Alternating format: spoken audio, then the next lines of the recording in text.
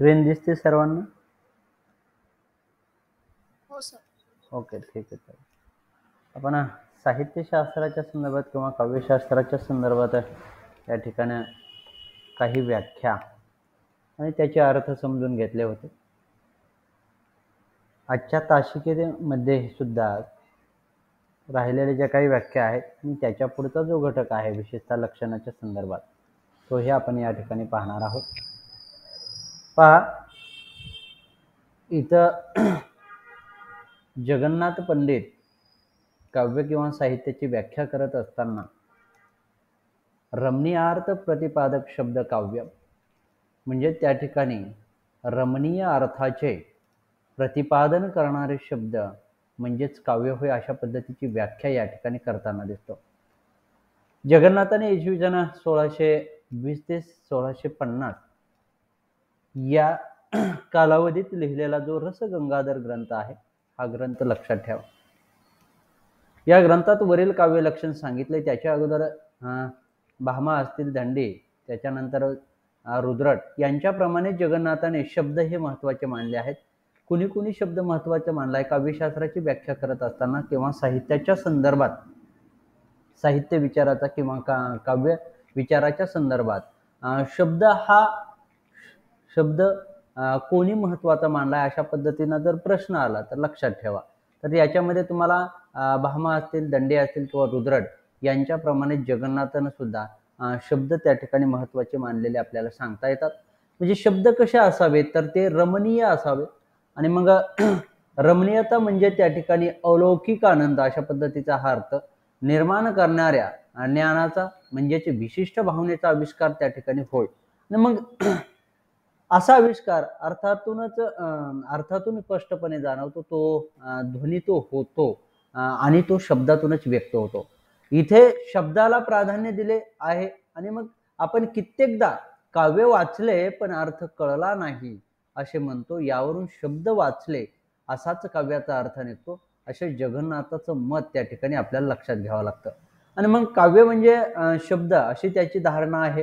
आणि मग रमणीय अर्थ हे अंतरंग, बघा, रमणीय अर्थ हे त्या ठिकाणी तो अंतरंग व शब्द हे त्या ठिकाणी बाह्यंग असे त्याला सुचवायचे असेल.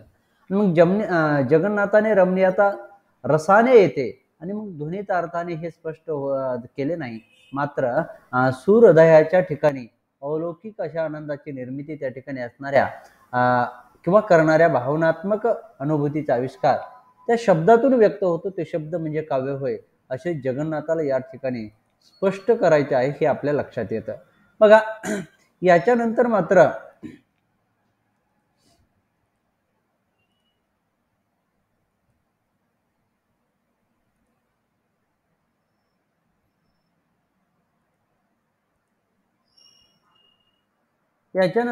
ज्यावेळेस आपण विचार करतो त्यावेळेस प्राचीन काव्यशास्त्रज्ञांच्या काव्य लक्षणाचा परामर्श घेत असताना भरत मुनी ते मधुसूदन, बघा लक्षात ठेवा हे दोन्ही लाव, भरत मुनी ते मधुसूदन यांच्या मधुसूदन सरस्वती पर्यंतच्या काव्यशास्त्रांनी काव्यावर विपुल चर्चा केलेली आहे. मग त्यांनी सांगितलेल्या काव्याच्या लक्षणाचे स्वरूप आपण पाहिले. काव्याचे नेमके आणि तंतोतंत लक्षण कोणालाही सांगता आलेलं नाही हे आपल्या लक्षात येतं. आणि मग प्रत्येकाने मांडलेला जो काही काव्य विचार आहे हा साहित्याचे एक एक अंग म्हणून आपल्याला पाहावा लागेल. आणि मग त्या साहित्यातील महत्त्वाच्या बाबी आहेत. आत्म्याचा आविष्कार ज्याप्रमाणे शरीराच्या द्वारे होतो अगदी त्याचप्रमाणे काव्य सौंदर्याचा आविष्कारही शब्दार्थाच्या द्वारेच त्या ठिकाणी होतो हे आपल्याला या ठिकाणी लक्षात येतं. आणि मग होतो तसेच काव्यातील आशय आणि आविष्कार हे तसे अभिन्नच या ठिकाणी.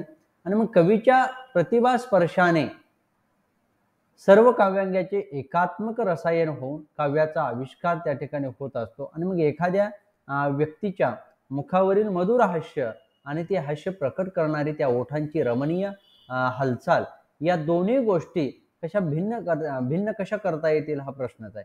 आणि म्हणून मग शिव आणि पार्वती यांच्या अद्वैत्वाप्रमाणे आशय आणि अभिव्यक्ती अथवा शब्द आणि त्याचे जे काही अर्थ आहेत याचे अद्वैत्व म्हणजे सहितत्व साहित्यात साधलेले असते त्यालाच खरे काव्य असं म्हणतात. आणि मग पौरात्य काव्यशास्त्रज्ञानं काव्य लक्षणाची पुढील आकृतीच्या माध्यमातून आपल्याला काही काव्य लक्षणे दाखवता येतील. पहा की लक्षात ठेवत असताना तुम्ही बऱ्याच वेळेस प्रश्न विचारत असताना काव्य लक्षणावरही त्या ठिकाणी विचारला गेलेला आहे. आणि मग हा प्रश्न विचारल्यानंतर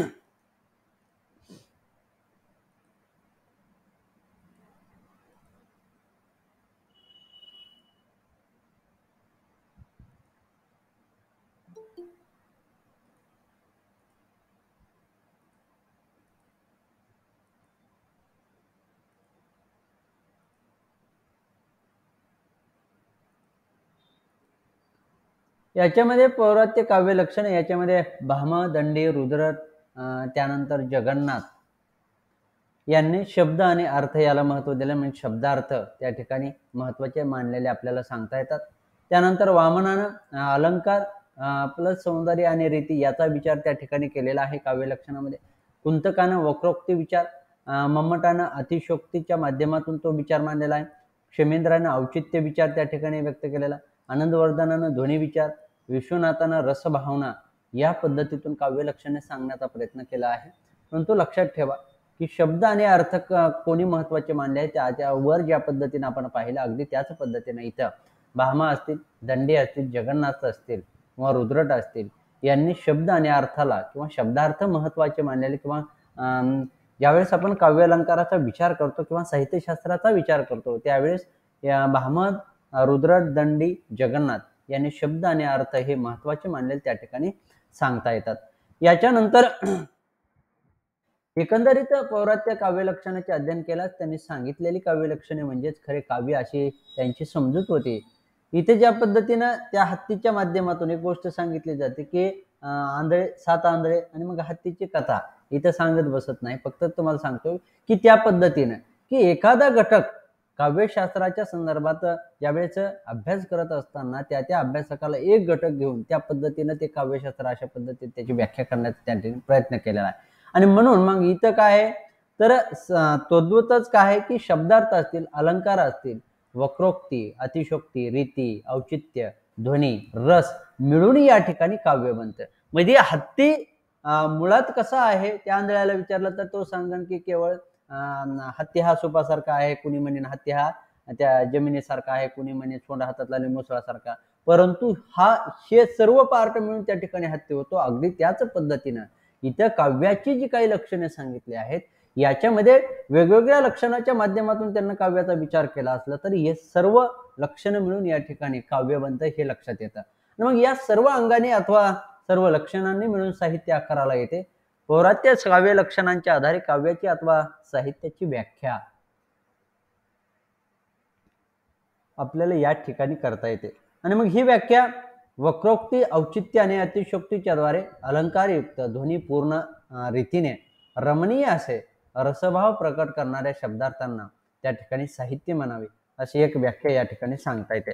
काही महत्वाचे ग्रंथ पहा ते साहित्यशास्त्राचा ज्यावेळेस आपण अभ्यास करतो त्यावेळेस अतिशय महत्वाचे असे ग्रंथ आहेत ते म्हणजे अभिनव काव्य प्रकाश हा राशीजोग यांचा ग्रंथ, त्यानंतर काव्यशास्त्र प्रदीप हा स.रा. गाडगीळ यांचा ग्रंथ. बघा याच्यावर बऱ्याच वेळेस प्रश्न विचारले आहेत अशा म्हणजे अभिनव काव्य प्रकाशन काव्यशास्त्र प्रदीप असेल, त्यानंतर भारतीय साहित्यशास्त्र गत्रे देशपांडे यांचा ग्रंथ, भारतीय साहित्य विचार हा लीला गोविलकर यांचा ग्रंथ, साहित्य वेद हा केर शिरवाडकर यांचा ग्रंथ. म्हणजे कधी कधी जोड्या लावा म्हणून आला, कधी एक ग्रंथ म्हणून जरी तुम्हाला त्या ठिकाणी विचारला तरी हे ग्रंथ आपण लक्षात ठेवावे. त्यानंतर पहा ही काव्य प्रयोजनांची एक भारतीय परंपरा इथं लक्षात घेत असताना काव्य प्रयोजनाचा विचार काव्य प्रयोजनाच्या संदर्भात बरेच वेळेस प्रश्न विचारले गेलेले आहेत. आणि मग हे प्रश्न लक्षात घेत असताना किंवा या प्रश्नांच्या संदर्भात आपण चर्चा करत असताना की भरतमुनीपासून काव्य प्रयोजनाचा विचार त्या ठिकाणी सुरू झाला हे लक्षात ठेवा. आणि मग भरतमुनीपासून ते आज अखेर अनेक साहित्यशास्त्रज्ञांनी प्रयोजन विषयक भरपूर चर्चा केलेली आपल्याला लक्षात येते. आणि मग भारतीय परंपरेनुसार या प्रयोजनांचा विचार आपल्याला या ठिकाणी पाहता येतील, ज्याच्यामध्ये भरत म्हणजेच भरतमुनी हे संस्कृत साहित्यातील पहिले आचार्य होय हे लक्षात ठेवा. भरतमुनी हे संस्कृत साहित्यशास्त्राचे पहिले आचार्य होते. आणि मग त्यांनी नाट्यशास्त्र म्हणजेच इसवी सन 200 ते इसवी सन पूर्व 200 ते इसवी सन 200 या ग्रंथामधील पहिल्या अध्यायात लोकवृत्तानुकरण लक्षात ठेवा. कशा कोणत्या अध्यायात, कितव्या अध्यायात, काय आणि कशा पद्धतीने लोकवृत्तानुकरण हे नाट्याच्या वर्ण विषयाचे स्वरूप सांगून नंतर नाट्याची प्रयोजने या ठिकाणी सांगितली आहेत. मग ही प्रयोजने कोणती आहेत तर सगळ्यात महत्वाचं म्हणजे दुःखार्तांना, श्रमार्तांना, शोकार्तांना तपस्वी नाम विश्रांती जनन काल्ये नाट्य मेत मया कृत्यम लोकोपदेश जननम नाट्यमेदम मेद भविष्यती विनोद करणलोक्य नाट्यमेत भविष्यती. म्हणजेच दुःखाने व्याकुळ झालेल्यांसाठी, श्रमाने थकलेल्यांसाठी, शोकग्रस्तांसाठी, त्यानंतर तपस्वी लोकांसाठी, त्यांना विश्रांतीच्या काळी आनंद देण्यासाठी हे नाटक मी लिहिले किंवा केले आहे. म्हणजे जगामध्ये लोकांना त्या ठिकाणी हितोपदेश, बघा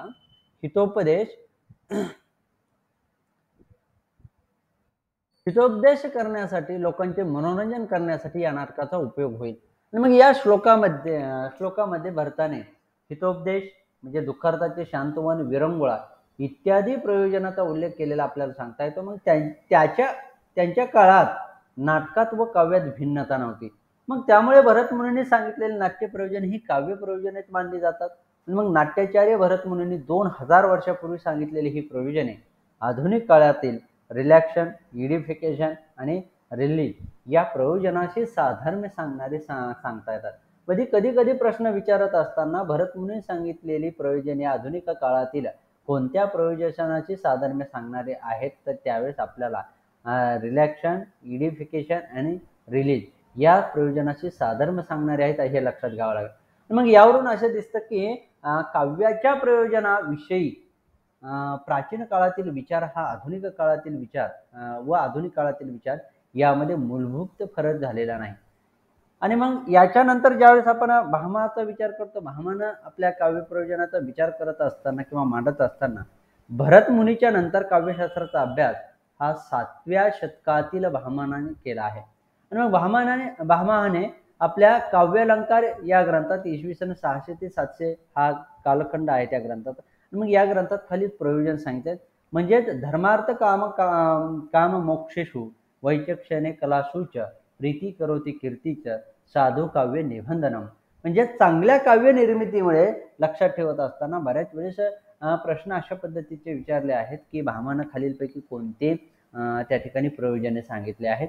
आणि मग इथं धर्म असेल, अर्थ असेल, काम असेल, मोक्ष असेल, सगळ्यात महत्वाचं म्हणजे हे वरचं जर तुम्हाला काव्यकारिका पाठ झाली त्या ठिकाणी तर त्याच्यामध्ये सर्वच तुम्हाला खालचे जे काही प्रयोजन आहे ते लक्षात राहतात. म्हणजे धर्म, अर्थ, काम, मोक्ष इथंच आहे. धर्म, अर्थ, काम, वैचक्षण, कलाशूच अशा पद्धतीने.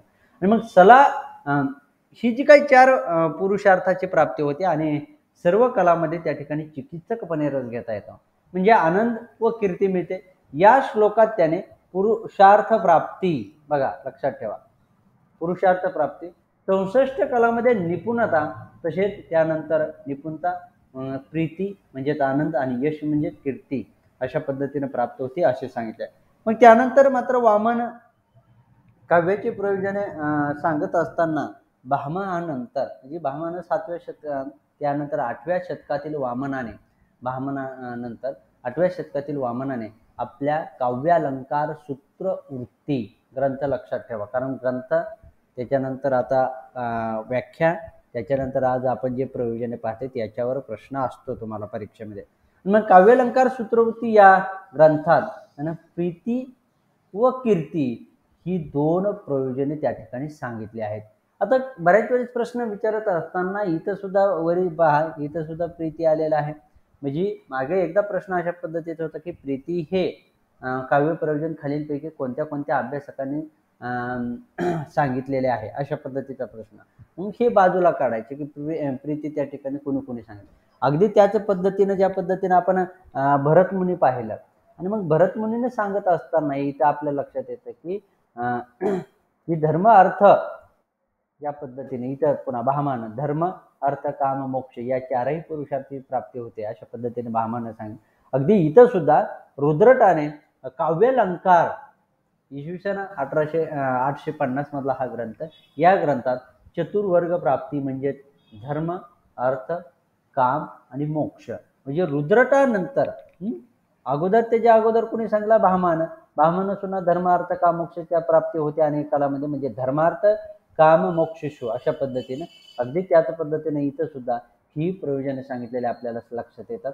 लक्षात ठेवायचे की जसं की मी म्हटलं की वर प्रीती आणि कीर्ती हे प्रयोजन वरील पैकी कोणी म्हणले, तशा पद्धतीनं धर्म अर्थ काम मोक्ष ही प्रयोजन खालीपैकी कोणत्या अभ्यासकांनी त्या ठिकाणी सांगितले, तर त्यावेळेस रुद्रट आणि भामा यांचे नाव लक्षात घ्यावं लागेल. त्याच्यानंतर पहा की इथं मम्मटाने आपल्या काव्यप्रकाश म्हणजे 1100 मधील या ग्रंथामध्ये प्रयोजन विषयक विचार या ठिकाणी मांडलेला आहे. त्याच्यामध्ये तो म्हणतो की सगळ्यात महत्त्वाचं ज्याच्यावर बऱ्याच वेळेस प्रश्न विचारायला असते अभ्यासाच्या दृष्टिकोनातून ही काव्यकारिका त्या ठिकाणी महत्त्वाची. मम्मटाने सांगितलेली काव्य प्रयोजन ही सर्वात महत्त्वाची आहेत. आणि मग ही जी काही 6 काव्य प्रयोजने आहेत याच्यामध्ये काव्य यशस्वी अर्थकृते व्यवहार विदेश शिवेतर क्षतये सद्य परनिवृत्तये कांता संमित तयो उपदेशी युजे. लक्षात ठेवा, ही कारिका पाठ करून तुमच्या लक्षात राहू द्या. त्याचं कारण असं बऱ्याच वेळेस प्रश्न याच्यावर विचारले गेलेले आहेत, याच्यानंतरही विचारले जातात. आता एक वेगळ्या पद्धतीने इथं प्रश्न विचारले गेलेले आहेत. एकतर ही जी काही काव्यकारिका आहे किंवा ओळी आहेत या संस्कृतमधल्या, तर ती ओळ खालीलपैकी कोणत्या अभ्यासकानं त्या ठिकाणी या ओळीतून कोणत्या अभ्यासकानं प्रयोजन विचार मांडला आहे, कोणत्या ग्रंथात मांडला आहे, याच्यामधून किती या ठिकाणी प्रयोजने सांगितले आहेत. मग तुम्हाला त्या ठिकाणी माहिती पाहिजे की काव्य यशस्वी म्हणजे यशप्राप्ती, अर्थकृत्य म्हणजे अर्थप्राप्ती, व्यवहार विधी म्हणजे त्या ठिकाणी व्यवहार, शिवेतर क्षतय म्हणजे त्या ठिकाणी अशुभ निवारण, सद्य निवृत्त आहे, आणि त्यानंतर कांता संमित तयोपदेश म्हणजे या ठिकाणी आनंद आणि उपदेश अशा पद्धतीची 6 प्रयोजने सांगितले आहेत. म्हणजे श्लोकामध्ये यशप्राप्ती असेल, अर्थप्राप्ती असेल, व्यवहार ज्ञान असेल, अशुभ निवारण आणि तात्काळ प्राप्त होणारा उच्चान त्या ठिकाणी सद्य परनिवृत्त आहे, आणि कांता संमित उपदेश युजे म्हणजे त्या ठिकाणी उपदेश. पुन्हा ही जी काही 6 प्रयोजने आहेत, मग ह्या 6 प्रयोजनाच्या माध्यमातूनच आता इथं थोडक्यात मी सांगितलं की तुम्हाला वरचं वाचणं नाही झालं तर एवढं पेज त्या ठिकाणी लक्षात ठेवू शकता. पहा इथं की भरत मुनींनी नाट्यशास्त्र हा ग्रंथ लिहिला आहे. या ग्रंथाच्या माध्यमातून हितोपदेश, दुःखार्थाचे शांतवन, विरंगुळा आणि मनोरंजन, विरंगुळा म्हणजे मनोरंजन अशा पद्धतीची प्रयोजने सांगितली आहेत. त्यानंतर भामानं काव्यालंकार या ग्रंथामध्ये धर्म, अर्थ, काम, मोक्ष, त्यानंतर प्रीती व कीर्ती अशा पद्धतीनं, त्यानंतर वामनानं काव्यालंकार सूत्र वृत्ती या ग्रंथामध्ये प्रीती व कीर्ती हे 2 त्या ठिकाणी सांगितलेले प्रयोजन. बरेच वेळेस अशा पद्धतीचा प्रश्न विचारला जाऊ शकतो, खालीलपैकी 2च काव्य प्रयोजने कोणत्या अभ्यासकाने त्या ठिकाणी सांगितले आहेत. प्रीती व कीर्तीच्या संदर्भात आला होता, अगदी त्याच पद्धतीने इथून पुढं रुद्रटाने ज्या पद्धतीने सांगितलेले आहेत ते म्हणजे काव्यालंकार या ग्रंथामध्ये धर्म अर्थ काम मोक्ष, आणि इथं सुद्धा धर्म अर्थ काम मोक्ष इथंही लक्षात घ्या. त्यानंतर मम्मटानं सगळ्यात महत्त्वाचं हे मम्मटानं काव्यप्रकाश या ग्रंथामध्ये यशप्राप्ती, अर्थप्राप्ती, व्यवहार ज्ञान, अशुभ निवारण, उपदेश आणि शेवटी म्हणजेच आनंद ही प्रयोजनं आपण लक्षात ठेवावीत. याच्यावर एक प्रश्न असतो, 100% असतो, लक्षात घ्या. त्याच्यानंतर पहा की काव्य प्रयोजनाचा आपण विचार या ठिकाणी विस्तृतपणे पाहू. त्याचं कारण असं की काव्य प्रयोजनाच्या बाबतीत सांगत असताना की काव्य प्रयोजने वाचकाशी निगडीत की लेखकाशी निगडीत की दोघांशी निगडीत आहेत अशा पद्धतीचे प्रश्न त्याच्यावर विचारले गेले आहेत. आणि मग मम्मटाचे संस्कृत काव्यशास्त्रात स्थान अत्यंत त्या ठिकाणी महत्त्वाचं आहे. आणि मग त्याचा काव्यप्रकाश हा ग्रंथ काव्यशास्त्रातील एक महत्त्वपूर्ण ग्रंथ त्या ठिकाणी मानला जातो. आणि मग या ग्रंथात काव्य प्रयोजनाविषयी विस्तृत चर्चा त्याने केलेली आहे. मग ही चर्चा करताना त्याने पूर्वकालीन विचारवंताची मते विचारात घेतली आहेत. मम्मटाने काव्याचे महत्त्व सांगताना काव्याची वैयक्तिक व सामाजिक अशी दोन्ही प्रयोजन त्या ठिकाणी सांगितले आहेत. या प्रयोजनाचा अभ्यास आपल्याला लेखक व वाचक म्हणजे कोणतं लेखकाच्या दृष्टीनं महत्त्वाचं किंवा वाचकाच्या दृष्टीनं कोणतं महत्त्वाचं, या कधी कधी दोन्हीही म्हणजे लेखक आणि वाचकाच्या दृष्टीनं महत्त्वाचे असणारे जे काही प्रयोजने आहेत ती प्रयोजन म्हणजे लेखकनिष्ठ आणि वाचकनिष्ठ. पहा, यशप्राप्ती म्हणजे काव्यनिर्मिती करताना लेखकापुढे यश म्हणजे कीर्ती मिळावी हा उद्देश असतो असे मम्मटाला वाटते. आणि मग आपल्या लेखनामुळे जसा आपल्याला आनंद झाला तसाच इतरांनाही व्हावा, आपल्याला आपल्या लेखनाची समाजाकडून वाहवा व्हावी, समाजामध्ये आपलं नाव लौकिक वाढावं असे अनेकांना वाटणे साहजिक आहे. काही जण आपले काव्य प्रसिद्धीसाठी लिहिलेले काही जण आपले काव्य हे प्रसिद्धीसाठी लिहिले त्यासाठी काही दिसत नाही, ते केवळ स्वतःच्या आनंद करता लिहिले आहे असे सांगतात. मग यशप्राप्ती द्रव्य प्राप्तीच्या हेतूपेक्षा निश्चितच चांगल्या प्रकारचा आहे. आणि मग द्रव्य प्राप्तीमध्ये व्यावहारिक स्वार्थ किंवा शारीरिक सुखेच्छा असते, ती यशप्राप्तीमध्ये नसते. तुलसीदासांनी रामचरित मानस लक्षात ठेवा, यशप्राप्ती द्रव्य प्राप्तीच्या हेतूपेक्षा निश्चितच चांगल्या प्रकारचा आहे. आणि मग द्रव्य प्राप्तीमध्ये व्यावहारिक स्वार्थ हे इथं आपल्या लक्षात येतं. मग साहित्यिक अनुभूती इत्यादी समजा स्वांत सुख, म्हणजे तुलसीदासाने रामचरित मानस हा ग्रंथ केवळ स्वांत सुखाय लिहिल्याचे नमूद केले आहे. मग सर्वसामान्यपणे कोणताही साहित्यिक आपली अनुभूती इतरांना समजावी यासाठी लिहितो. आपल्या कृतीविषयी समाजाने अनुकूल मत केले की आनंद होणे व प्रतिकूल मत केल्यास दुःख होणे ही गोष्ट साहजिक आहे. आणि मग याचे प्रमाण व्यक्तीनुसार कमी अधिक असू शकते. म्हणजे एखादी व्यक्ती आपली आरती आपणच ओवाळून घेईल, तर कोणी स्तुती ऐकून त्या ठिकाणी स्मित करेल. म्हणजे मम्मटाचे हे जे काही प्रयोजन स्वीकारताना काही आक्षेप येतात, म्हणजे सर्वच साहित्यिक हे यशप्राप्तीसाठी लेखन करतात असं सरसकटपणे आपलं मानणं चुकीचं आहे. त्याचं कारण असं की ज्ञानेश्वर असतील, तुकाराम असतील यासारख्या संत कवींनी यशप्राप्तीसाठी लेखन केले असे म्हणणे चुकीचे होईल. म्हणजे संत नसणाऱ्या इतरही कवींनी यशप्राप्तीसाठी लेखन केले नसल्याचे आपल्याला दिसते. म्हणजे आधुनिक मराठी कवयित्री बहिणाबाई चौधरी त्या ठिकाणी सांगता येतात. त्यानंतर केशवसूत असतील, हरिभाऊ आपटे, तसेच ज्ञानपीठ विजेते वि. स. खांडेकर, विवा शिरवाडकर हे कादंबरीकार असतील, किंवा विंदा करंदीकर हे कविताकार, त्यानंतर वि. स. खांडेकर इत्यादींनी केवळ यशप्राप्तीसाठी लेखन केले असं म्हणता येणार नाही. मग नादो मानव यांना कीर्ती लाभावी म्हणून लेखन केले असे मानणे चुकीचे होईल. मग यश मिळावे यापेक्षा मनातील विचार लिहावेत या भावनेने किंवा आंतरिक उर्मीमुळे सर्वच साहित्यिकांनी लेखन केल्याचं आपल्याला या ठिकाणी दिसून येतं. आणि मग यश प्राप्तीसाठी लेखन केले जाते असे मानले तरी लेखन करणाऱ्याच्या सर्वांना त्यांच्या हयातीत यश मिळेल अशी खात्री देता येत नाही. कारण गुणाढ्य हा जो काही कवी आहे, आपल्या राजाची कदर केली, काव्याची राजाने कदर केली नाही म्हणून ते अग्नीला अर्पण केल्याचंही आपल्याला सांगितले जातं. मग तसेच काही कवींना त्याच्या मृत्यूनंतर कीर्ती मिळाल्याची उदाहरणे आहेत. म्हणजे उदाहरण म्हणून सांगत असताना इंग्लंडमधील चॅटर्न या कवीला त्याच्या जिवंतपणी निराशा पडली, मग शेवटी त्याने आत्महत्या केली आणि त्याच्या मृत्यूनंतर त्याच्या जीवनावर अनेक साहित्यिकांनी नाटक, कविता लिहिल्याचे सांगता येतात. मग फ्रेंच चित्रकार पॉल गोंगे असेल, यालाही त्याच्या मृत्यूनंतर कीर्ती मिळाली. कीर्ती मिळावी यासाठी लेखन करणाऱ्यांची अत्यंत कमी उदाहरणे आपल्याला या ठिकाणी दिसून येतात, परंतु आंतरिक उर्मीने लेखन करणारे अधिक आहेत. मम्मटाचे यश प्रयोजन आपल्यासाठी सगळ्यात महत्त्वाचे जे विधान आहेत ते आपल्याला इथे लक्षात घेता येतं. म्हणजे कोणचं तरी मम्मटाचे यश प्रयोजन हे लेखकाशी संबंधित आहे, वाचकांना ते लागू पडत नाही. लक्षात ठेवा, लेखकाशी लेखकनिष्ठ प्रयोजन पहिलं कोणतं हे यशप्राप्ती हे लेखकनिष्ठ प्रयोजन म्हणून बाजूला लिहून घ्यायचं लगेच, म्हणजे लक्षात राहत किंवा वाचत असताना लक्षात ठेवा. त्यानंतर बघा अर्थप्राप्ती. मम्मटाने अर्थप्राप्ती या प्रयोजनाच्या आपल्या स्पष्टीकरणात काव्यलेखनामुळे अर्थप्राप्त झाल्याची काही उदाहरणे नमूद केली आहेत. म्हणजे फारसी कवी फिरदौशी याने शहानामा ग्रंथ द्रव्य प्राप्तीसाठी लिहिला. श्री हर्षाने धावक नावाच्या कवीला द्रव्य दिले. विक्रमांक देवचरित अथवा नवसाहसाक चरित ही महाकाव्ये मूळ अर्थप्राप्तीच्या हेतूने त्या ठिकाणी लिहिली. म्हणजेच राजाश्रयामुळे कालिदास, बाण यासारख्या कवींना द्रव्य प्राप्ती झाली. शिवाजी महाराजांच्या काळात भूषण कवीला वैभव व द्रव्य प्राप्ती झाल्याची उदाहरणे आहेत.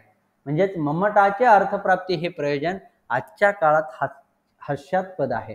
आणि मग काव्य लेखनामुळे अर्थप्राप्ती होण्यापेक्षा काव्य प्रसिद्ध करण्यासाठी लेखकाला स्वतःची पदरमोड करावी लागते असे सर्रासपणे दिसते. म्हणजे मम्मटाचे हे प्रयोजन स्वीकारताना काही अडचणी येतात, कारण काव्य रचना करणाऱ्या सर्वांना द्रव्य प्राप्ती झाली किंवा श्रेष्ठ कवी द्रव्य प्राप्तीसाठीच काव्यरचना करत होते असे नाही, कारण बहुभूती असेल, बघा लक्षात ठेवा, माग असतील किंवा भ्रतहरी यासारख्या संस्कृत कवींनी द्रव्य प्राप्तीसाठी लेखन केले असे म्हणता येणार नाही.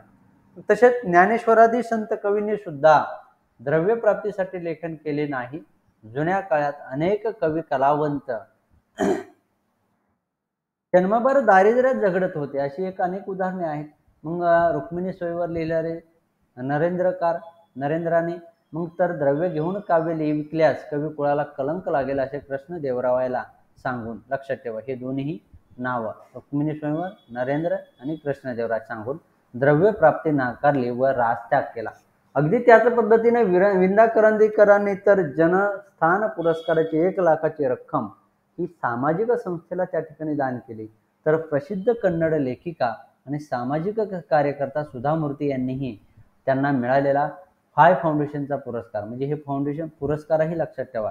इथं विंदा करंदीकर जनस्थान पुरस्कार, फाय फाउंडेशन पुरस्कार, लेखिका इथं सुधा मूर्ती, वरी आहेत विंदा करंदीकर. म्हणजे 5 लाख रुपयाच्या रकमेत त्याने स्वतःचे 5 लाख रुपये घालून ग्रंथालय सेवेसाठी रक्कम देऊ केली. म्हणजे अशा काही उदाहरणातून द्रव्य प्राप्ती हा लेखनामागील उद्देश नाही हे सिद्ध होते. त्याच्यानंतर मिल्टन असतील, डांटे असतील यासारख्या महाकवींनी द्रव्य प्राप्तीसाठी काव्य लेखन केलेले आहे नव्हते, किंवा असे म्हणणे चुकीचे ठरेल, केले आहे असे म्हणणे चुकीचे ठरेल. म्हणजेच अर्थप्राप्ती प्रयोजन डोळ्यासमोर ठेवून साहित्यिक लेखन करतात असे म्हणणे त्या ठिकाणी चुकीचे आहे. तसेच हे प्रयोजन मानले तरीही लेखकाच्या बाबतीत ते योग्य ठरते, वाचकाच्या दृष्टीने नाही, लक्षात ठेवा. म्हणजे लेखकाच्या दृष्टीने, म्हणजे लेखकनिष्ठ प्रयोजन म्हणून अर्थप्राप्ती या प्रयोजनाचा विचार करावा लागतो, वाचकाच्या दृष्टीने नाही. म्हणून लक्षात ठेवत असताना जसं आपण पहिलं म्हटलं की हे जे काही प्रयोजन आहे हे लेखकाशी संबंधित, जसं यशप्राप्ती, अगदी त्याच पद्धतीनं हे प्रयोजन अर्थप्राप्ती हे सुद्धा लेखकाशी संबंधित आहे, हे आपल्याला या ठिकाणी लक्षात घेता येतं. दुसरं जे आहे त्यानंतर व्यवहार ज्ञान, म्हणजे मम्मटाचे काव्य हे व्यवहार विधेय असे त्या ठिकाणी म्हटलं आहे. आणि मग परंतु हे मर्यादित अर्थाने किंवा व्यवहार या शब्दातून त्याला दरबारीची व्यवहार म्हणावीची आप होते, किंवा आपल्या प्रयोजनाच्या स्पष्टीकरणामध्ये मम्मटाने राजा दिगतोचिता चार परिज्ञान असं म्हटलं आहे. मग याचा अर्थ असा की काव्यापासून राजवाड्यात वावरणाऱ्या खानदानी व दरबारी लोकांचे शिष्टाचार, पोशाख, आहार विहारातील विविधता इत्यादीचे ज्ञान हे वाचकाला प्राप्त होते. म्हणजेच हे प्रयोजन लेखकाशी संबंधित नसून वाचकाशी संबंधित आहे, लक्षात ठेवा. म्हणजे हे व्यवहार ज्ञान हे एक पहिल्यांदा आलं की ते वाचकाशी संबंधित, वरचे दोन जे आहेत कोणचे, अर्थप्राप्ती आणि त्या ठिकाणी यशप्राप्ती, हे दोन लेखकाशी संबंधित, इथं लेखकाशी संबंधित नसून हे वाचकाशी संबंधित आहे. मग मम्मटाने सांगितलेले व्यवहार ज्ञान प्रयोजनाच्या आजच्या काळात व्यापक अर्थ या ठिकाणी घेता येतो. साहित्य हे मानवी जीवनाला व्यापणारे आहे. मग मानवी जीवनातील सर्व व्यवहार साहित्याचे विषय होतात. साहित्याला मानवी जीवनाचे प्रतिबिंब म्हटले जाते. मग कलावंताच्या श्रेष्ठ कलाकृतीमधून जीवनाचे सम्यक दर्शन त्या ठिकाणी घडते. मग वास्तव जीवनातील अनेक कूट समस्यांचे चित्रण हे साहित्यातून वाचावयास मिळते. म्हणजे दररोजच्या व्यवहारात माणसाने कसे वागावे, कोणते धोरणे ठेवावीत, माणसे कशी ओळखावीत, माणसाच्या चांगल्या वाईट प्रवृत्ती कशा जाणाव्यात, राजकारणी तसेच लबाड माणसाचे डावपेच कसे ओळखावेत, त्यापासून स्वतःला कसे सुरक्षित ठेवावे, अशा विविध गोष्टींचे ज्ञान हे साहित्यातून मिळते. मग अशा प्रकारच्या साहित्य वाचनामुळे वाचकाला स्वतःला न आलेल्या अनुभवाचे ज्ञान प्राप्त होते. म्हणजेच मानवाच्या मर्यादित आयुष्यामध्ये अमर्यादित स्वरूपाचे अनुभव साहित्यातून मिळते. आणि मग धर्मराजाची सत्यनिष्ठा किंवा भीमाचा उतावीळपणा, द्रौपदीचा मानी स्वभाव, धृतराष्ट्राचा आंधळा पुत्रलोभ, गांधारीचे पातिवृत्य, शकुनीचे कपट, दुर्योधनाचा राज्यलोभ, कर्णाचा उदार परंतु अहंकारी स्वभाव, राजलोभातून तसेच भाऊबंदकीतून उद्भवलेले महायुद्ध, त्यातून झालेले सर्वनाश, अशा मानवी जीवनातील गहन गुंतागुंतीच्या व अमर्यादित व्यवहाराचे स्वरूप हे वाचकाला बौद्धिक पातळीवर अनुभवण्यात मिळते. मग नटसम्राट सारख्या नाटकातून म्हातारपणातील हाल अपेष्टांचे जीवन कळते. याच बरोबर यावर भावनेबरोबरच स्वतःशीच मुले हे जन्मदाशाचे त्या ठिकाणी स्वार्थी पणाने कशा प्रकारे वागतात हेही अनुभवण्यास मिळते. मग अशाच प्रकारे वि. स. खांडेकर यांच्या ययाती, त्यानंतर शिवाजी सावंत यांच्या मृत्युंजय, रणजित देसाई यांच्या स्वामी. लक्षात ठेवा, ह्या कादंबऱ्या या ठिकाणी महत्त्वाच्या आहेत, कारण जोड्या लावा म्हणून किंवा कधी कधी त्या लेखकाच्या कोणत्या कादंबऱ्या आहेत किंवा कोणती कादंबरी कोणत्या लेखकाची, अशा पद्धतीचे प्रश्न आले तरी आपल्याला ह्या कादंबऱ्या महत्त्वाच्या ठरतात. मग यासारख्या कलाकृतीमधून जीवनाचे व्यवहारी ज्ञान वाचकांना प्राप्त होते. म्हणजे पाश्चात्याकडील हॅम्लेटच्या अंतःकरणातील नैतिक संघर्ष, मॅकबेथमध्ये त्यांची पाताला कारण ठरणारी महत्वाकांक्षा, ॲथोलोमध्ये संशय वृत्तीमुळे झालेला अनर्थ, अशा अनेक साहित्य कृतीमधून वाचकाला मानवी स्वभावातील रहस्याचे ज्ञान मिळते किंवा होते. यावरून हे जे काही प्रयोजन आहे, तर हे प्रयोजन आपल्याला वाचकनिष्ठ असल्याचं सांगता येतं. म्हणून लक्षात ठेवा की वरचे ज्या पद्धतीनं दोन प्रयोजन आहे, म्हणजे व्यवहार ज्ञान हे जे काही प्रयोजन आहे, हे प्रयोजन पहिलं एक वाचकनिष्ठ, वरचे जे काही दोन पाहिले यश प्राप्ती आणि अर्थप्राप्ती, हे दोन प्रयोजन त्या ठिकाणी लेखकनिष्ठ, अशा पद्धतीने आपल्याला लक्षात घ्यावं लागेल. त्याच्यानंतर बघा, ते अशुभ निवारण, म्हणजे वैदिक काळात छंदोबद्ध मंत्राचे गायन करून शब्दाच्या ठिकाणची मंत्रशक्ती जागृत केली जात होते. मग अशा मंत्र गायनाने यज्ञदेवता निसर्ग शक्तीला आवाहन करून इच्छित फल मिळवले जात असे. मग हे मंत्रोच्चारण अशुभ निवारणार्थ असे. आणि मग म्हणूनच मम्मटाने शिवेतर क्षतय हे प्रयोजन त्या ठिकाणी सांगितलेलं आहे. अशुभ निवारण या अर्थाने शिवेतर क्षतय. आणि मग ऋग्वेदामधील सूक्तामध्येही काव्य सुरेख आहे, त्याची निर्मिती सुद्धा अशुभ निवारणासाठी झाली आहे असे म्हटले आहे. आणि मग मम्मटाने सांगितलेल्या या प्रयोजनावर आजच्या बुद्धिवादी युगात कोणाचा विश्वास बसेल असे वाटत नाही. मग पूर्वीच्या काळात सुद्धा काव्य रचनेमुळे अथवा वाचनामुळे अशुभ निवारण झाल्याची थोडीच उदाहरणे आहेत. मग उदाहरण म्हणून पाहत असताना मम्मटाने अशुभ निवारणार्थ ग्रंथ केल्याची काही उदाहरणे या ठिकाणी दिली आहेत. म्हणजे मयूर कवीने त्या ठिकाणी त्या ठिकाणी ग्रंथ लिहिलेला असेल, किंवा भिल्लन कवीला त्याच्या श्रृंगारमूलक अपराधावरून सुळावर देण्याची शिक्षा झाली तेव्हा त्याने रचलेल्या श्रृंगार प्रचुर काव्यामध्ये त्याची सुटका झाली, अशी कथा त्या ठिकाणी सांगितली जाते. अगदी त्याच पद्धतीनं जगन्नाथ पंडिताने एका यवनीशी संबंध ठेवला म्हणून समाजाने त्याला बहिष्कृत केले, परंतु त्याने गंगेच्या घाटावर बसून जगन्नाथ पंडितांचा गंगालहरी हा ग्रंथ त्या ठिकाणी लक्षात ठेवा. गंगालहरी काव्य लिहून गंगेला प्रसन्न करून घेतले आणि मग त्याच्या काव्यातील प्रत्येक श्लोकाबरोबर गंगेचे पाणी एक एक पायरी चढत गेले. शेवटी गंगेने जगन्नाथाला यवनीसह पवित्र करून घेतले. त्यानंतर समाजाने जगन्नाथावरील बहिष्कार थांबवला व त्याच्याशी पुन्हा व्यवहार सुरू केला, अशी एक दंतकथा त्या ठिकाणी सांगितली जाते. वरील सर्व उदाहरणावरून अशुभ निवारण काव्य लेखनामुळे की काव्यगत भक्तीमुळे दूर झाले याविषयी शंका येते. आणि मग तसेच आजच्या बुद्धिवादी युगात असे प्रसंग घडणे व त्यावर विश्वास बसणे या गोष्टी दुरापास्त आहेत. म्हणजे मम्मटाने सांगितलेली अशुभ निवारणाची उदाहरणे ही आजच्या काळात त्या ठिकाणी विश्वासार्ह नाहीत, परंतु काही अंशी हे प्रयोजन मान्य केले तरी काव्याचे नित्य प्रयोजन नसून नैमित्तिक प्रयोजन आहे हे मान्य करावे लागते. आणि मग आजच्या काळात गुरुचरित्र असेल बघा, त्यानंतर शिवलीलामृत असेल, शनी महात्म्य किंवा व्यंकटेश स्तोत्र, अशा सर्व प्रकारच्या धार्मिक ग्रंथ वाचनाने अशुभ निवारण झाल्याचे सांगण्यात येते. पण अशा बोलण्यात कितपत सत्यता आहे या शंकापद गोष्टी आहेत. याशिवाय या ग्रंथांना काव्य म्हणता येईल काय, असाही प्रश्न अभ्यासकांनी त्या ठिकाणी उपस्थित केलेला आहे. आणि मग मम्मटाचे अशुभ निवारण हे प्रयोजन आजच्या काळात वेगळ्या पद्धतीने स्वीकारता येते. मग अशुभ निवारण हे आत्मबल वाढवणे असाही अर्थ, एक वेगळा अर्थ इथं घेतला जातो. आणि मग रसिक वाचकाच्या अंतःकरणात आत्मबल निर्माण करण्याचे सामर्थ्य हे साहित्यामध्ये असते. एखादा रोग बरा करण्याची ताकद जरी साहित्यात नसली तरी वाचकांचे आत्मबल वाढवून मन निर्भय बनवण्याचे कार्य हे निश्चितपणे साहित्य करू शकते, हे आपल्या या ठिकाणी लक्षात येतं. म्हणजे समाजाला व साहित्य संस्कृतीला बाधक असणाऱ्या गोष्टी घालून सशक्त समाज घडवण्याचे कार्य हे साहित्यातून होते. या अर्थाने साहित्याकडून अशुभ निवारण होत्या असे म्हणणे शक्य होईल.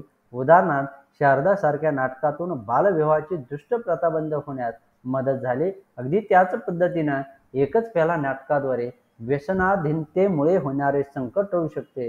म्हणजे साहित्य वाचनाद्वारे रसिकांच्या मनातील प्रवृत्ती जागृत होतात. या दृष्टीने पाहिल्यास लोकमानस घडवण्यामध्ये जेवढे कार्य धार्मिक ग्रंथातून होत नाही त्यापेक्षा कितीतरी कार्य, अधिक कार्य अशा कादंबरी आणि नाटक, कविता इत्यादी साहित्यामधून होतात.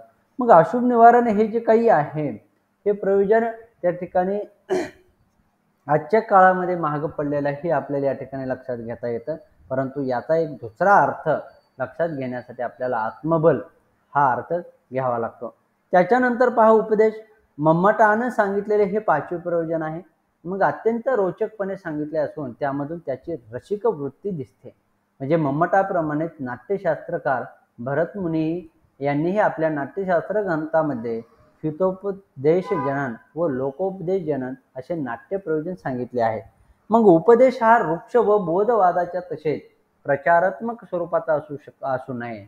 अनेक साहित्यशास्त्रांनी म्हटले आहे की मम्मटानेही हा उपदेश नीरस व वृक्ष बोधवादी नसावी असे स्पष्ट केले आहे. मग मम्मटाने उपदेश या प्रयोजनाचे स्पष्टीकरण देताना उपदेशाचे 3 मार्ग सांगितले आहेत. लक्षात ठेवा. प्रश्न विचारत असताना खालीलपैकी उपदेशाचे मम्मटाने उपदेशाचे किती प्रकार किंवा किती मार्ग सांगितले आहेत, त्या 3 मार्ग मग ते कोणते आहेत याचा विचार करत असताना एक म्हणजे वाङ्मयातील 3 प्रकार या मार्गाचा क्रमशः अवलंब करतात. म्हणजे वेदादी शास्त्रे म्हणजे श्रुती, स्मृती इत्यादी वाङ्मयाच्या पहिल्या प्रकारात बघा, पहिल्या प्रकारात वेदादी शास्त्रे समाविष्ट होतात. यातून केलेला उपदेश हा आज्ञेच्या जबरदस्तीच्या स्वरूपातील असतो. बघा, वेद आणि शास्त्र, श्रुती, स्मृती या इत्यादी वाङ्मयाच्या केलेला जो उपदेश असतो त्या ठिकाणी आज्ञेच्या किंवा जबरदस्तीच्या स्वरूपातील असतो. म्हणजे हा एक वर्ग किंवा मार्ग तो लादलेला असल्यामुळे पाळू नये असा वाटतो. मग वाङ्मयाचा दुसरा प्रकार म्हणजे त्या ठिकाणी आपल्या लक्षात येतो इतिहास पुराणिकांचा असून यामध्ये आज्ञा नसते. पहिल्यात त्या ठिकाणी आज्ञा आहे, इथं आज्ञा नसते, परंतु एखाद्या मित्राने दिलेल्या सल्ल्याप्रमाणे हा उपदेश असतो, तो म्हणजे इतिहास पुराणामधून दिलेला उपदेश.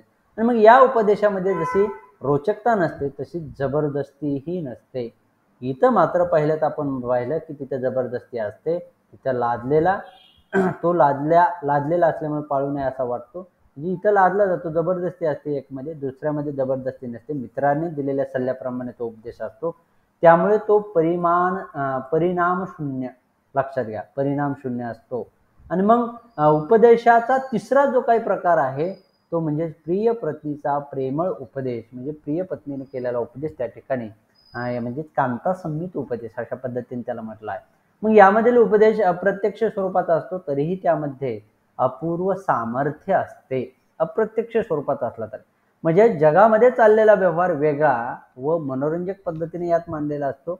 मनुष्याच्या अंतःकरणाला कोमल स्पर्श करून भावनात्मक आव्हान करण्याचे सामर्थ्य हे साहित्याचे असते.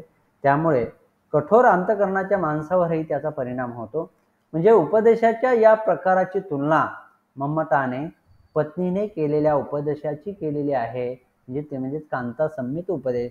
मग पत्नी आज्ञा करत नाही किंवा मित्राप्रमाणे सल्लाही देत नाही, लक्षात घ्या, पण जे सांगायचे ते विनंती, आर्जव, मधुर अगदी त्याच पद्धतीनं लढीवार शब्दाद्वारे ते सांगत असताना आपल्याला दिसून येते. म्हणजे अशा पद्धतीनं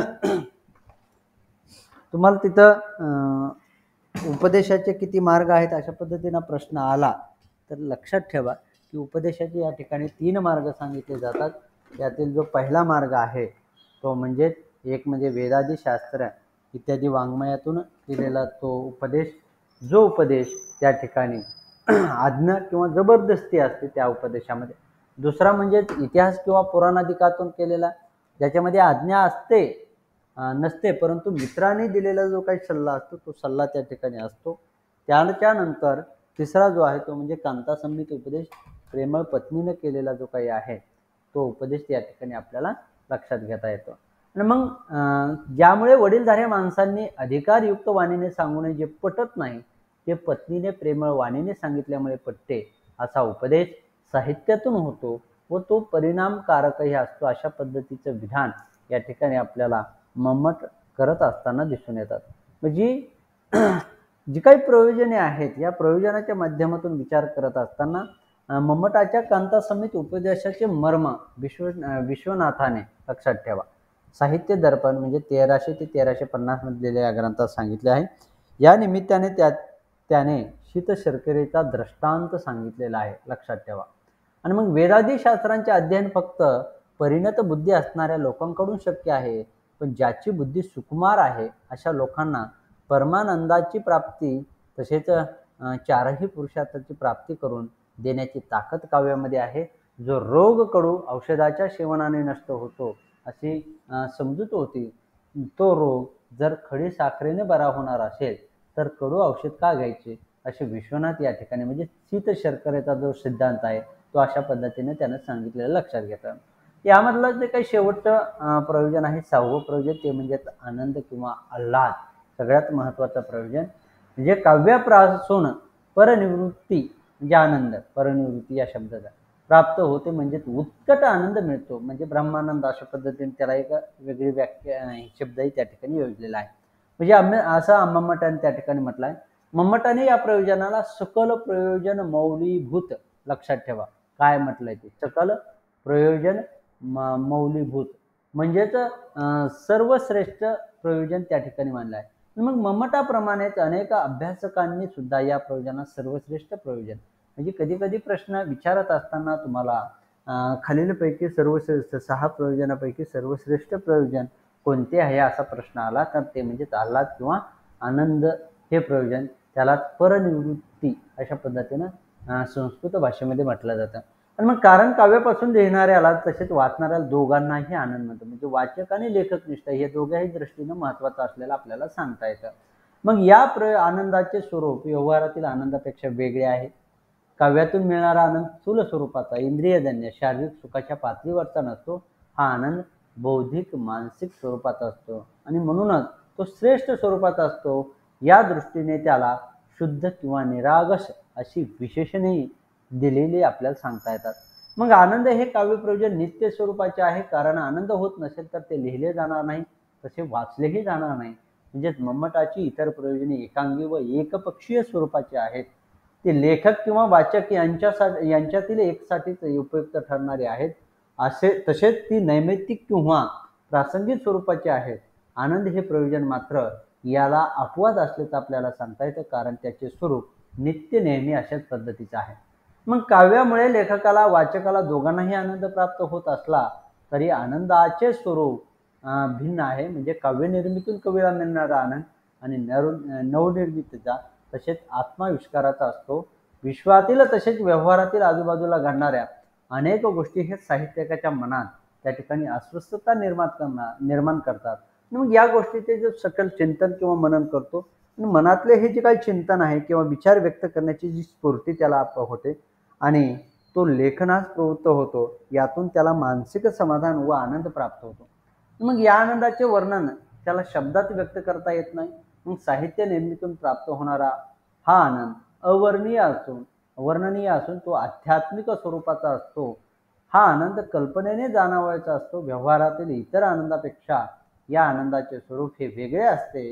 हा आनंद एखाद्या शास्त्रीय संशोधकाला मिळणाऱ्या आनंदासारखा असतो. एखाद्या गोष्टीचा शोध लावताना किंवा लावल्यानंतर शास्त्रज्ञाच्या मनाची जी उत्कट अवस्था असते, अगदी तशाच प्रकारची उत्कटता ही साहित्याची असते. आणि हा नाही तर आजूबाजूच्या परिस्थितीची जाणीव त्याला राहत नाही आणि मग समाधी लागल्याप्रमाणे त्याची अवस्था त्या ठिकाणी होते. म्हणूनच या आनंदाला ब्रह्मास्वाद सहोदर, बघा लक्षात ठेवा, ब्रह्मास्वाद सहोदर अशा पद्धतीने विश्वनाथानं त्या ठिकाणी म्हटलेलं लक्षात आहे. थोडक्यात सांगायचे झाले तर मम्मटाने तसेच इतर साहित्य शास्त्रज्ञांनी आनंद हे जे काही प्रयोजन आहे या प्रयोजनाला खूप महत्त्व दिलेलं आहे. मग प्रत्येक व्यक्तीला आपल्या अंतःकरणातील भावभावना विचार व्यक्त करता येतातच असे नाही. ज्यांना भावना व्यक्त करता येत नाही अशा व्यक्ती साहित्य वाचनाकडे वळतात. म्हणजे कविता असेल, कथा असेल, नाटक, कादंबरी अशा विविध साहित्य वाचनातून आनंद मिळवण्याचा प्रयत्न त्या ठिकाणी करतात. मग या वाचनामध्ये अनेक हेतू असतात. नवीन काही जाणावयास मिळेल, संदेश मिळेल, जीवनाचे नवे दर्शन घडेल किंवा अप्रिय गोष्टीचा विसर पडेल, मनातल्या इच्छा कल्पनेच्या पातळीवर का होईना पूर्ण होतील, अशा अनेक अपेक्षा ठेवून वाचक हा वाचनाकडे वळतो. आणि मग व्यक्ती तितक्या प्रकृती या न्यायाने कोणी गंभीर तर कोणी विनोदी, कोणी शांत तर कोणी शृंगारिक, अशा विविध प्रकारच्या आपल्या आवडीच्या साहित्य वाचनाकडे वळतो. आणि मग वाचनाकडे वळल्यावर व आनंदाचा आस्वाद घेतो. इथे आणखी एक गोष्ट लक्षात ठेवली पाहिजे, म्हणजे आनंदाचा भरपूर आस्वाद घ्यायचा आहे असे मनाशी ठरवून बैठक मारून कोणी काव्य वाचनात बसत नाही. एकंदरीत आनंद हे प्रयोजन लेखक व वाचक या दोघांनाही लागू पडते, हे आपल्याला या ठिकाणी लक्षात घेता येतं. म्हणजे वाल कुलकर्णी ललित वाङ्मयाचे प्रयोजन या लेखात त्या ठिकाणी सांगतात की ललित साहित्याचा अवतार मूलतः कशासाठी असतो, हा सर्वप्रथम प्रश्न दैनंदिन जीवनाचा विचार, ऐहिक जीवनातील उणिवांची भरपाई, इच्छापूर्ती, पुनःप्रत्यय, बोध, त्यानंतर दडलेल्या इच्छा आकांक्षाचे चलन, अपूर्व वार्षिक अनुभवांची प्राप्ती, नव्या माहितीमुळे होणारी जिज्ञासा तृप्ती, विज्ञानाची प्राप्ती वाचनामुळे होऊ शकते, असा एक हेतू मनात धरून साहित्याकडे वळता येते. मग त्याची तृप्ती झाली नाही की मग ललित लेखनच नीट कामगिरी बजावित नाही असे म्हटले जाते. मग यासाठी साहित्याची निर्मितीच होत नसते. कला हेतुपूर्तीचे साधन नव्हे, हे जे काही मत आहे हे मत वाल कुलकर्णी यांनी व्यक्त केलेलं आहे, हे लक्षात घ्या. म्हणजेच लेखकाला लिहावासे वाटते म्हणून तो लिहितो, कारण त्यापासून आनंद होतो. हा आनंद उत्कट उदात्त स्वरूपाचा असतो. तर वाचकही जीवनविषयक नवा दृष्टिकोन समजून घेण्यासाठी किंवा पुनर्प्रत्ययाच्या आनंदासाठी वा इच्छापूर्तीसाठी किंवा दैनंदिन जीवनातील तणावापासून मुक्त होऊन थोडा वेळ का होईना आनंददायी होण्यासाठी साहित्याकडे होतो. म्हणजे तर कलाकृतीचे मूल्यमापन व्हायचे असेल तर ते वाचकाकडून वाचले जाणे महत्त्वाचे असते. असे वाचन करणारा वाचक केवळ त्या साहित्याचे मूल्यमापन करण्यासाठी वाचत नसेल, तर तो कोणत्या तरी कारणासाठी काहीतरी हेतू ठेवूनच त्या ठिकाणी वाचत असतो. म्हणजे लेखक जसा हेतू किंवा उद्देश ठेवून साहित्य लेखन करतो, तद्वतच वाचकही काहीतरी हेतू किंवा उद्देश समोर ठेवूनच साहित्याचा आस्वाद घेत असतो. या दृष्टीने पाश्चात्य व आधुनिक साहित्यशास्त्र विशारदाने सांगितलेला काव्य प्रयोजनाचा विचारही आपल्याला त्या ठिकाणी करावा लागतो.